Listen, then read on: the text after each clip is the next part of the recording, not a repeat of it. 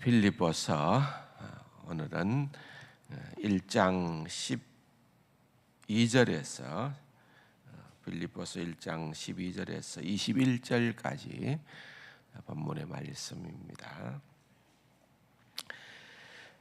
형제들아, 내가 당한 일이 도리어 복음 전파에 진전이 된 줄을 너희가 알기를 원하노라. 이러므로 나의 매임이 그리스도 안에서 모든 시위대왕과 그 밖에 모든 사람에게 나타났으니 형제 중 다수가 나의 매임으로 말미암아 주 안에서 신뢰함으로 겁없이 하나님의 말씀을 더욱 담대히 전하게 되었느니라. 어떤 이들은 투기와 분쟁으로, 어떤 이들은 착한 뜻으로 그리스도를 전파하나니 이들은 내가 복음을 변정하기 위하여 세우심을 받은 줄을 알고 사랑으로 하나 그들은 나의 매임에 괴로움을 더하게 할 줄로 생각하여 순수하지 못하게 다툼으로 그리스도를 전파하느니라. 그러면 무엇이냐? 거칠애로 하나 참으로 하나 무슨 방도로 하든지 전파되는 것은 그리스도니 이로써 나는 기뻐하고 또한 기뻐하리라.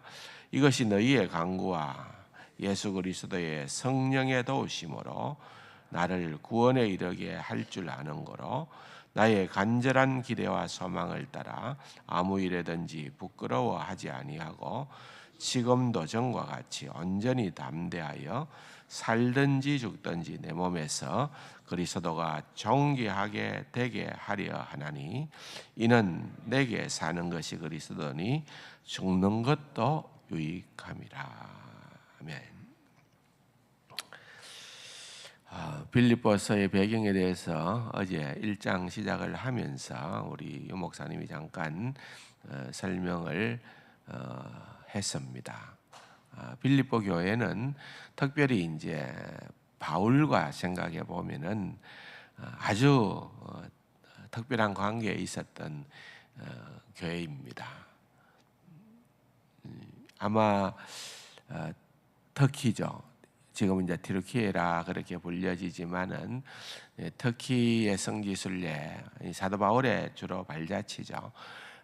그런 발자취를 많이들 이제 다녀오시기도 하고 그럽니다만은 그 가운데 이제 우리가 반드시 필수적으로 들르는 데가 이 빌립보 지방에 있는 이 교회, 기념교회, 뭐 그 당시의 교회는 아니죠 물론. 그러나 이제 기념교회가 이렇게 세워져 있고 또 루디아에 대해서 좀 더 알 수 있는 자주장사, 비단장사 루디아가 이 빌립보 지방에서 사도 바울이 2차 전도 여행 때에 만나게 되어지고 또 거기에서 이제 복음을 듣게 되고 그런 일들이 벌어지면서 교회가 출발을 하게 되어졌는데 어제도 잠시 얘기했던 것처럼 유두기야 또는 순디게 이런 여인들이 좀 많이 좀 왕성했던 것 같아요. 그러다 보니까 자연스럽게 분파가 생깁니다. 네 편, 내 편 이렇게 하다 보니까 분열이 많이 좀 들려졌습니다. 에바브로디도를 통하여서 항상 어려울 때마다 사실 이 빌립보서는 사도 바울이 로마의 감옥에서 기록을 한 거죠. 누구를 통하여 소식을 듣습니까? 에바브로디도를 통하여서 빌립보 교회의 정황들을 다 듣습니다.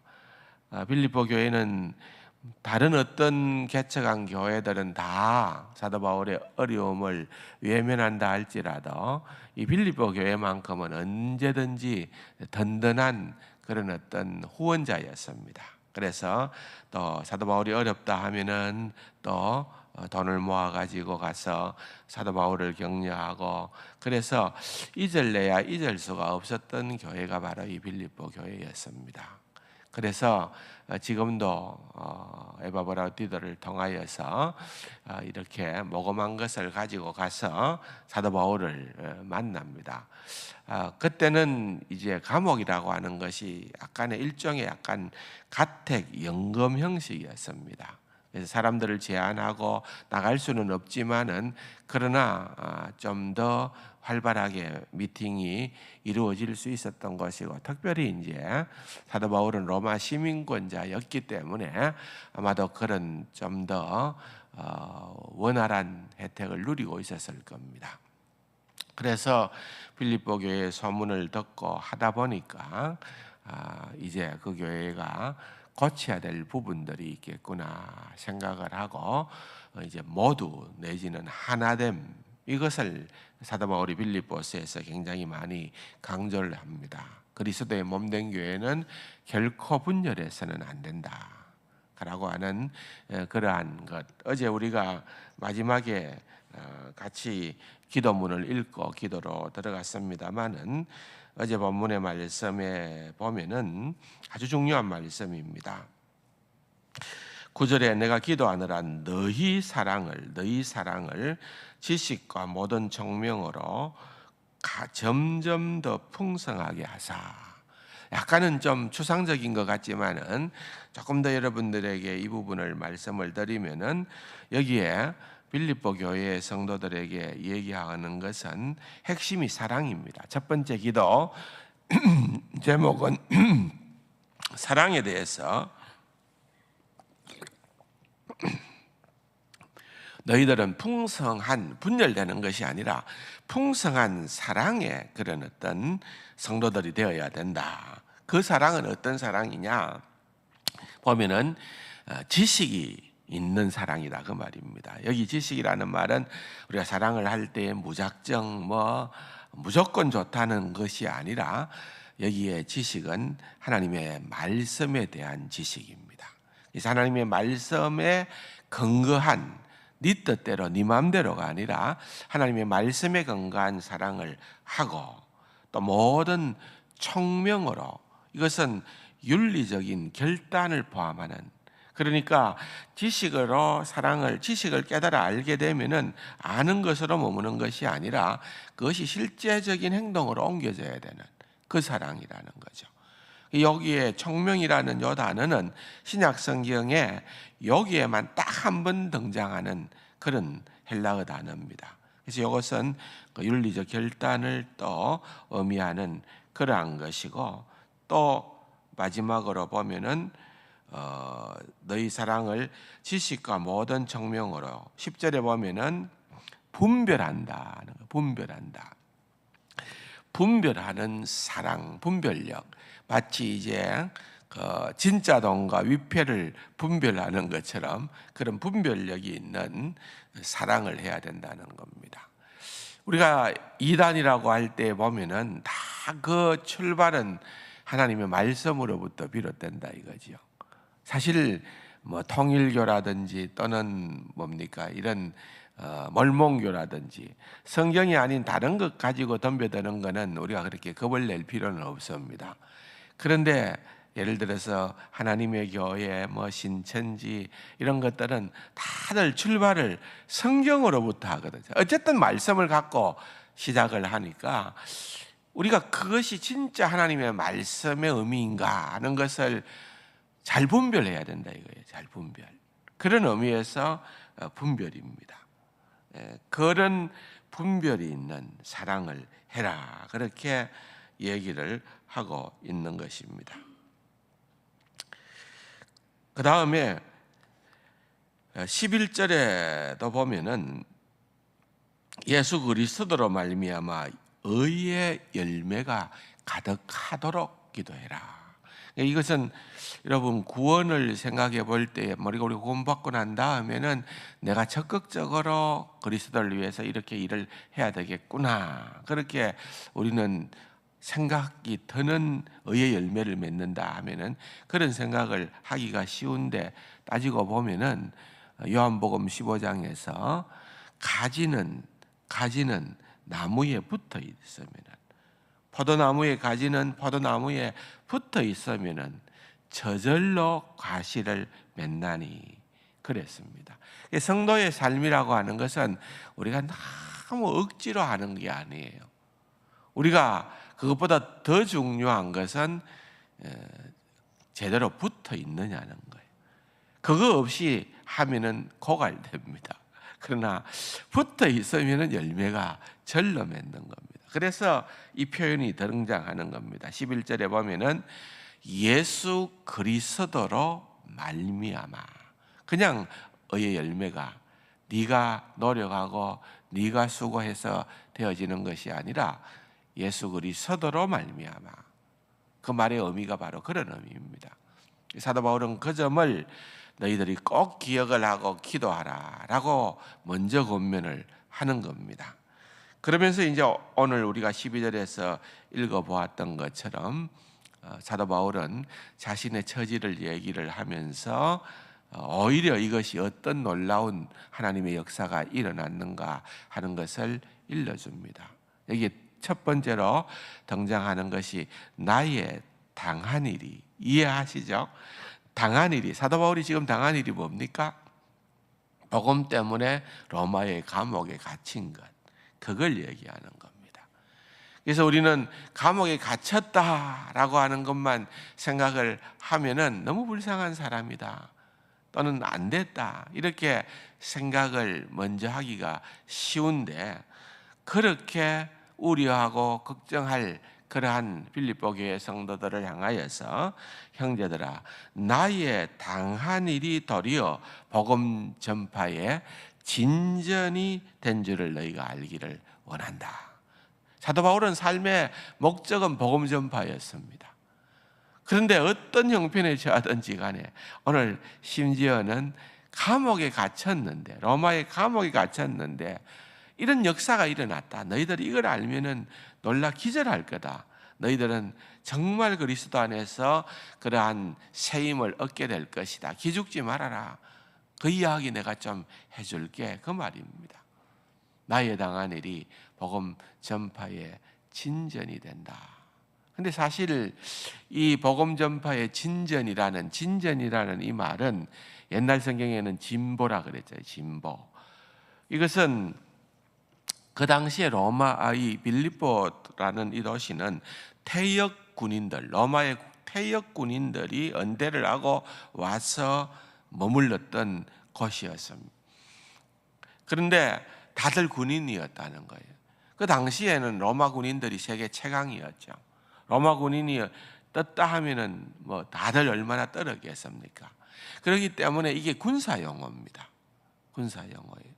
무슨 말인가 하면은 이 진보라는, 이 진전이라는 것은 공병대가, 여러분 육군으로 말하면은 뭐 군대 생활 다 하셔서 아시겠지만은 항상 얘기하는 것 가운데 하나는 누가 잘났나, 헌병이 잘났나, 공병이 잘났나, 막 그래 샀습니다. 같은 병이기. 그런데 뭐 제가 볼 때는 별 차이도 없는 것 같은데, 그런데 그런 병은 아니에요. 이 공병이라고 하는 것은 그 당시만 하더라도 로마도 전차 부대가 있었대요. 우리가 알잖아요. 말이 달리는 그런 전차 부대. 근데 이게 천안부적입니다. 이 로마의 전차 부대가 떴다 하면은 무조건 그것은 승리가 보장되는 겁니다. 근데 전제 조건이 있습니다. 이 전차가 다니려면은 길을 닦아야 돼요. 길이 있어야 되는 거예요. 그걸 누가 닦느냐? 공병이 닦습니다. 저는 이제 뭐 한 15년 군 생활을 하다 보니까 전후방 각지를 하도 많이 다녔잖아요. 강원도 뭐 인제, 원통, 현리, 양구, 원주, 춘천, 제가 강원도에 있었던 군 생활을 하던 지역만 하더라도 그런 쪽이에요. 그런데 험악합니다. 지금은 길이 뭐 아주 우리나라가 토목공사가 발달해서 길이 반들반들하지만은 그 당시는 여러분 양구 가보면은요 길이 그냥 이렇습니다. 빙빙빙빙 돌아요. 왜 그러느냐? 공병이 길 만들 때에 지가 가고 싶은 데로 가가지고, 왜 안 죽어야 되니까, 산이 너무 험하니까 그냥 길은 없는데 길은 만들어야 되는데, 그러니까 그냥 자기 안전하게 하다 보니까 옛날에는 뭐 터널을 뚫을 수가 있나요? 그러니까 굉장히 구불구불해요. 없는 길을 만드는 거예요. 그런 의미입니다. 다시 말하면은 여기에 마치 로마 공병들이 군인들이 길을 닦아서 로마 전차가 가는 것처럼, 전차가 가면은 승리가 보장되는 거거든요. 이 복음의 그런 놀라운 역사가 일어나게 되어졌다. 길도 없었어요. 아무것도 없었어요. 그런데 감옥에 갇혔는데 그 다음에 보니까 나의 매임이, 감옥에 갇혔다는 거죠. 그리스도 안에서 모든 시위대 안과 그 밖에 모든 사람에게 나타났나니 그랬습니다. 그러니까 이게 우리가 아는 것처럼 가택 연금이 되니까 24시간 그 로마 시위대 군병들이 사도 바울과 같은 옥새를 차고 24시간 경비를 한 거예요. 그런데 사실은 경비라기보다는 사도 바울을 보호하게 된 거죠. 그러니 뭐 밥 먹고 자는 시간 외에는 뭘 하겠어요? 사도 바울이 예수 그리스도를 전하는 일을 한 거예요. 그런데 여러분, 그냥 지나가는 말이 아니라 이 시위대라는 이 표현은 굉장히 중요한 표현입니다. 당시의 로마의 역사를 보면은 황제를 뽑을 수 있는 그러한 권한을 가졌던 데가 이 시위대였다는 겁니다. 그래서 절대적인 눈치를 보는, 황제가 되면은 제일로 신경을 써서 절대적으로 눈치를 보는 그런 권력자들이 시위대였다는 거예요. 그래서 심지어는 그 시위대 안에서 황제까지 나오는 그런 일들까지도 일어날 만큼 이 시위대는 그 당시에 막강한 세력이었습니다. 그런 무리들한테 복음을 전하게 됐다. 내가 여기에 갇히지 않았으면 그와 같은 일들은 절대로 일어나지 않았을 거다. 마치 길이 없었는데 공명대가 길을 닦는 것처럼, 그런 나도 로마를 보아야 하리라 관광하겠다는 거 아니잖아요. 사도 바울의 마지막 소망은 내가 로마에 가서 복음을 전하는 것이 나의 마지막 꿈이다 그랬는데, 그 꿈이 이렇게 로마에서 이루어졌다는 겁니다. 사도 바울이 의도한 바는 아니었지만은, 그가 의도했던 방법은 아니었지만은 하나님은 하나님의 방법으로. 그래서 오늘 본문에 보면은 그가 갇혔다 하는 그 소식을 듣고 어떤 사람은 우리라도 사도 바울의 일을 대체해야지, 어떤 사람들은 사도 바울이 아니면 안 되나, 우리가 하면 되지, 시기하는 사람들도 있었고 또는 좋은 뜻으로 하는 사람들도 있었지만은, 이렇게 한들 저렇게 한들 전파되는 것은 그리스도니 나는 기뻐하고 기뻐하리라. 그의 중심은 오직 복음 전파밖에는 없었다는 거예요. 그것이 바로 빌립보서를 통하여서 사도 바울을 보게 되는 기가 막힌 그런 어떤 내용들입니다. 오늘 이 본문의 내용을 우리가 잠시 읽고 묵상을 하게 됩니다마는, 우리도 주의 나라를 위해서 하나님께서 우리를 구원해 주셨는데, 우리의 구원받은 삶이 에베소서 2장 8절 이하에 보면은 하나님의 창조의 목적, 또한 우리의 구원의 목적은 우리로 하여금 선한 일을 하도록 하게 하기 위하여, 그 선한 일의 최고봉은 복음을 전하여서 믿지 않는 사람들이 구원함을 잇는 것 아니겠습니까? 그와 같은 일들을 위하여 어떻게든 하나님께서 역사하여 주시옵소서, 그렇게 기도하고 그렇게 사도 바울을 본받아 살아갈 수 있는 귀하고 복된 우리 세관 가족들 다 될 수 있기를 주님의 이름으로 축원합니다. 말씀 생각하시면서 우리 주변에 어려운 공고한 형편에 처해 있는 성도님들 위해서도 기도하시고, 각자의 기도의 제목을 가지고 기도하시다가 돌아가시겠습니다. 기도하십시다.